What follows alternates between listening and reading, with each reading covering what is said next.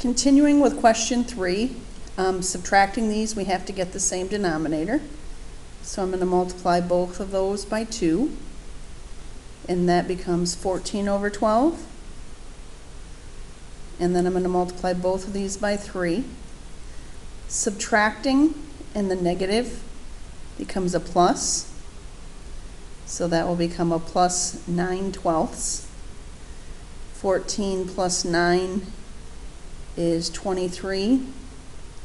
And I'm just going to leave that as 23 over 12. Number 4, getting the denominators the same.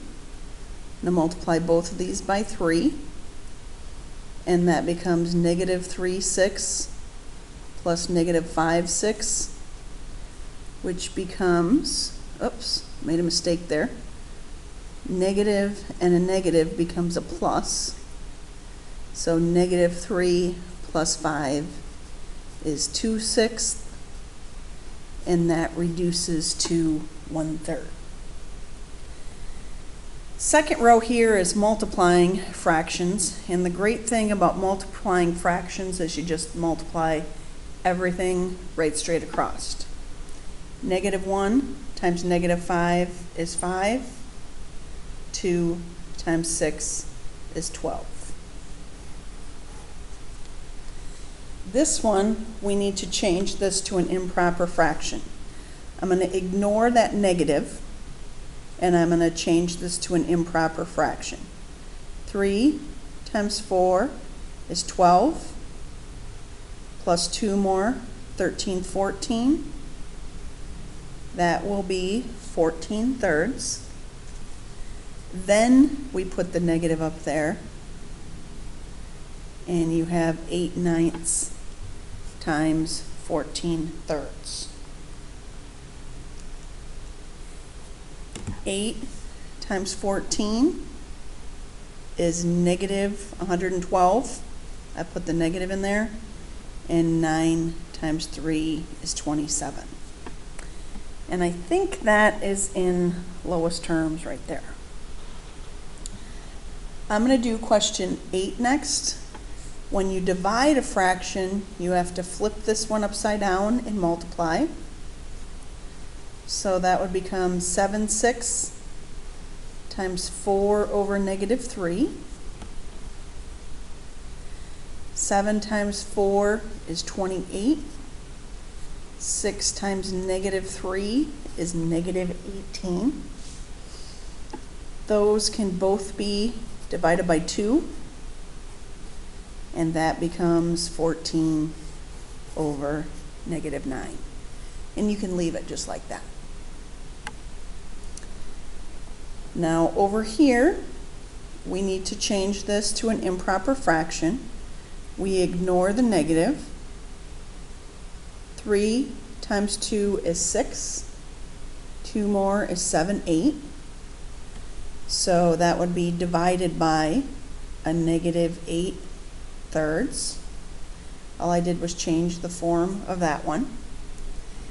Now I have to take the reciprocal and multiply. So that would be 3 over negative 8. 8 times 3 is 24. 9 times negative 8 is negative 72. And I believe those two things can both be divided by 24. 72 divided by 24 is 3. So that would be 1 over negative 3. And it doesn't matter if you write negative 1/3. That is the same as 1 over negative 3, or putting the negative out in front. So those three things all have the same value. And the last one here, order of operations. Please excuse my dear Aunt Sally. Everything inside parentheses first, then exponents. Multiply and divide go together, and add and subtract go together. So this becomes 5 plus 2 times negative 8 is a negative 16. Negative 2 to the third power is negative 8 minus 3. 5 plus negative 16 is negative 11. Negative 8 minus 3 is negative 11. So that whole first thing simplifies down to a 1. Number 2, we're going to do inside the absolute value signs. 4 squared is 16. And we have to do this division next. 8 divided by 2 is 4. So then that becomes 3 times the absolute value of 20, which is 3 times 20, which is 60. Number 3, inside this absolute value, 6 minus 9 is negative 3. And I'm going to continue on there. Absolute value of negative 3 is 3. So on the top of our fraction we have 12. Now on the bottom of our fraction, 5 squared is 25, plus 6 is 31.